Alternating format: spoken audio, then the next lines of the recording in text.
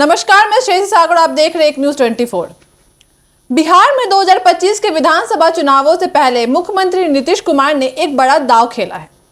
विकास की राह को और तेज करते हुए उन्होंने मुजफ्फरपुर में 570 करोड़ रुपए की लागत वाली विभिन्न योजनाओं का शिलान्यास और उद्घाटन किया। यह कदम साफ तौर पर चुनावी समीकरणों को ध्यान में रखते हुए उठाया गया है। मुख्यमंत्री नीतीश कुमार ने मुजफ्फरपुर में एक भव्य कार्यक्रम में कुल 105 योजनाओं का उद्घाटन व शिलान्यास किया। इनमें जल जीवन हरियाली, सड़क निर्माण, पीने का पानी की योजना, सिंचाई, स्वास्थ्य, शैक्षणिक ढांचा और शहरी विकास की परियोजनाएं शामिल हैं। मुख्यमंत्री ने कहा कि सरकार जनता की भलाई के लिए लगातार काम कर रही है और यह कार्य सिर्फ चुनाव को देखते हुए नहीं बल्कि विकास की स्तर प्रक्रिया का हिस्सा भी है।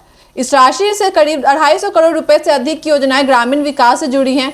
इसमें सड़क निर्माण, ग्रामीण पाइपलाइन बिछाने, सामुदायिक भवन और कृषि संबंधी योजनाएं हैं। इसके अलावा 150 करोड़ रुपए की लागत से शहरी विकास की योजनाएं चलाई जाएगी, जिसमें जल निकासी, नालियों का निर्माण, शहरी पेयजल आपूर्ति योजना और सफाई व्यवस्था को बनाना शामिल है।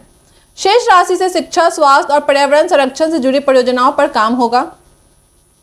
नीतीश कुमार भले ही इसे विकास की कड़ी बात कह रहे हों, लेकिन राजनीतिक जानकार इसे चुनावी रणनीति का हिस्सा मानते हैं। जेडीयू और बीजेपी के रिश्तों में बार बार आई खटास और महागठबंधन से अलग होकर एनडीए में वापसी के बाद नीतीश कुमार को फिर से अपनी राजनीतिक पकड़ मजबूत करनी है।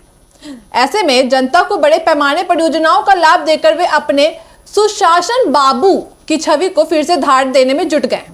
कार्यक्रम में नीतीश कुमार ने कहा कि हमने 2005 से जो काम शुरू किया था वही आगे बढ़ा रहे हैं। हमने कभी जाति या धर्म की राजनीति नहीं की। हमारा एक ही उद्देश्य है, बिहार का समग्र विकास और हर नागरिक उद्धार। ये योजनाएं किसी चुनाव के लिए नहीं बल्कि आने वाली पीढ़ियों के लिए हैं।